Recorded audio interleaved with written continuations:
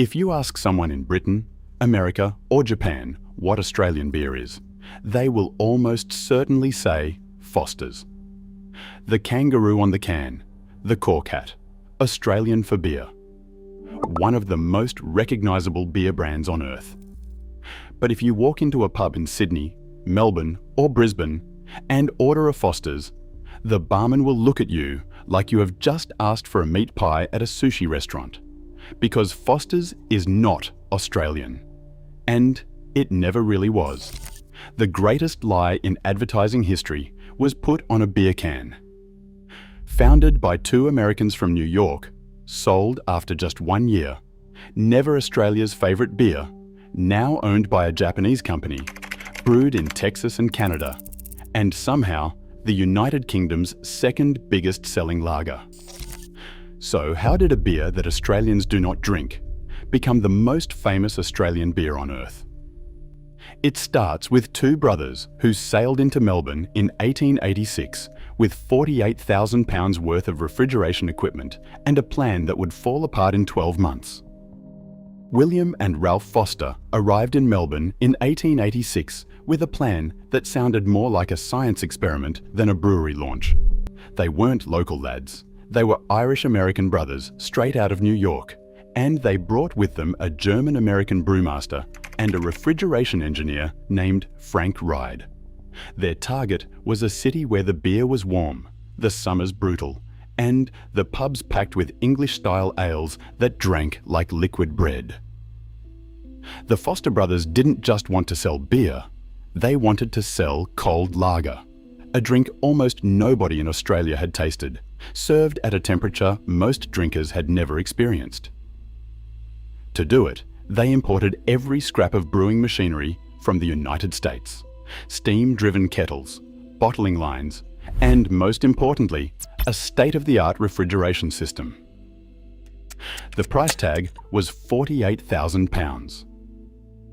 In today's money, that's the kind of investment you would expect from a major corporation, not two expats with a taste for risk. Frank Ride's refrigeration plant was the real showstopper. It could chill beer for a full 6-week maturation, a process that was unheard of in Melbourne at the time. The brewery's first batch rolled out in November 1888, and by February 1889, Foster's Lager was on tap for anyone willing to try it. But the brothers weren't done with surprises. Every pub that agreed to stock Foster's received a free barrel of ice with each keg, no extra charge. In a city where summer heat could turn any drink lukewarm in minutes, this was more than a gimmick. It was a revolution. For the first time, Melbourne drinkers could order a beer that was cold from the first sip to the last drop. The local trade press couldn't stop talking about it. The Australian Brewers Journal declared that if lager was supplied in the proper way, in bulk, cold and fully charged with carbonic acid, it will be the drink of Australia. The Foster brothers plastered that quote everywhere. Their beer was bright, crisp and ice cold, everything the Old English ales weren't. It was a technical marvel, and for a brief moment, it seemed like Foster's would change what Australians expected from their beer. But behind the scenes, the numbers were already looking shaky. The imported machinery, the free ice giveaways, the 6-week lagering, all of it cost money. A lot of money. The Foster brothers had gambled on the idea that Australians would pay a premium for cold lager, and for a short time, it looked like they might win. But the real test was just around the corner, and it would come not from the drinkers, but from the cutthroat world of beer prices and foreign imports. Subscribe for more stories that reveal the strange truths behind the world's most famous brands. The cold lager gamble didn't stand a chance against a full-blown price war. By mid-1889, the Melbourne market was flooded with cheap German and British imports, some selling for less than it cost Foster's to make a single pint. Local competitors slashed their prices to survive, but the Foster brothers, saddled with imported machinery and the ongoing free ice giveaway, were burning through cash. The dream of turning Australians into lager drinkers was melting faster than their ice barrels. Within 12 months of their grand launch, the Foster brothers were out. The brewery, built for £48,000, sold for a fraction of that sum to a syndicate of Melbourne businessmen. The exact figure never made the headlines, but contemporary accounts agree it was a loss. William and Ralph Foster packed up, left the brand behind, and returned to New York, two American visionaries who'd tried to outsmart the climate and the market, only to be outpriced by foreign competition and local inertia. The Collingwood plant, still gleaming with American steel, now belonged to men whose ambitions were more about survival than revolution. The Foster's name survived, but the vision didn't. Over the next decade, the brewery limped along, changing hands and struggling to find a place in a city where drinkers were loyal to their old favourites and sceptical of anything flashy or new. By the time the 20th century rolled around, Foster's had become a minor player, more a curiosity than a contender. But in 1907, a new chapter began when Foster's was swept up in the great Melbourne beer merger that created Carlton and United Breweries, CUB. This was no family operation. CUB wasn't built on innovation, but on consolidation. 6 breweries joined forces to control costs, dominate distribution, and freeze out rivals. Inside this new corporate machine, Foster's lost its place on the tap. CUB's board, led by men like Montague Cohen, saw the brand's future not in draft, but in bottles. Victoria Bitter and Carlton Draught became the flagships for pubs and publicans.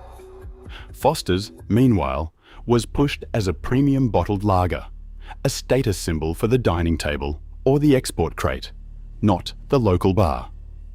By 1910, Foster's was a niche product in its own country, while the everyday drinker reached for something else entirely. The technical marvel had become a corporate asset, its original promise packed away and replaced by something far more ordinary, a label, a logo, and a bottled illusion of prestige. The stage was set for Foster's next act, not as Australia's national beer, but as a brand waiting for reinvention. Subscribe for more stories that unmask the real history behind the world's biggest brands. In 1971, a brash comedy film landed in British cinemas and quietly rewrote the rules of beer marketing. The Adventures of Barry Mackenzie wasn't just a crude send-up of Australian stereotypes, it was a 2-hour love letter to the idea that real Aussies, wherever they roamed, never went anywhere without a can of Foster's lager in hand. Barry, the wide-eyed larrikin abroad, became a cult hero in the UK, slurring his way through London pubs and turning Foster's into the punchline and the promise of the amber nectar. The film was banned in Australia for its vulgarity, but that only made its legend grow. For British audiences, Barry Mackenzie was the first and last word in Australian authenticity, and Foster's, whether anyone in Melbourne actually drank it, was now the national drink of the Antipodes. This wasn't just a pop culture gag. British brewers took notice. By 1981, executives at Courage, one of the UK's biggest beer companies, signed a licensing deal that would bring Foster's out of the export crate and onto British production lines. The contract handed over brewing rights to Courage's Manchester plant, a sprawling complex better known for its English bitters than any hint of the outback. But that didn't matter. The beer rolling out of Manchester would be stamped with kangaroos, cork hats, and the promise of a sunburnt country, no matter how grey the skies over Salford. The numbers were staggering.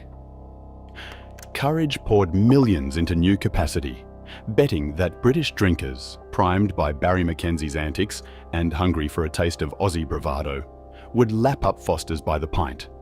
And they did. For the first time, Foster's wasn't just a curiosity in a bottle or a footnote in a beer catalogue. It was a mass-market sensation, sold in pubs across England and Wales, served cold, and advertised with a wink and a drawl. The beer's actual connection to Australia was beside the point. In the UK, Foster's was now shorthand for the entire continent down under, a liquid stereotype poured from a tap. The path from cult film to corporate goldmine was paved with broad comedy and even broader marketing. Barry McKenzie may have been a joke, but to the executives at Courage, he was a license to print money. The Manchester deal set the stage for an advertising blitz that would take Foster's global and push the brand further than the Foster brothers, or anyone in Melbourne, could have ever imagined. Subscribe for more stories that reveal the truth behind the world's most famous brands. By the mid-1980s, Foster's was not just a beer. It was a global punchline, a running joke that somehow kept cashing in. The secret weapon was advertising so bold and so shamelessly Australian, it made even Australians shake their heads. Enter Paul Hogan, the man with the easy grin and the Crocodile Dundee twang. Hogan's television spots for Foster's in Britain and the United States did not just sell beer, they sold the fantasy of Australia itself. Every ad was a sunburnt postcard, kangaroos, outback slang, and a promise that a sip of Foster's was a shortcut to the good life down under. Hogan would raise a glass and wink, Foster's, Australian for beer, as if the entire continent had voted to make this their national drink. But the real magic trick was the packaging. Foster's did not come in a regular can. It came in a 750 milliliter behemoth, a novelty so oversized it could not fit in a standard cup holder. Americans called it the oil can. British students called it a party in a tin. It was absurd, memorable, and impossible to ignore in a fridge full of bland green bottles. In bars from Manchester to Miami, the oil can became a prop, part conversation starter, part cultural cosplay. It was not just beer, it was an accessory for anyone who wanted to play at being Australian for a night. Behind the scenes, ad agencies and distributors doubled down. In the United States, Foster's was pitched as a quirky import, a taste of the wild outback for anyone bored with Budweiser. In the United Kingdom, the brand blanketed billboards and television screens, outspending many local lagers.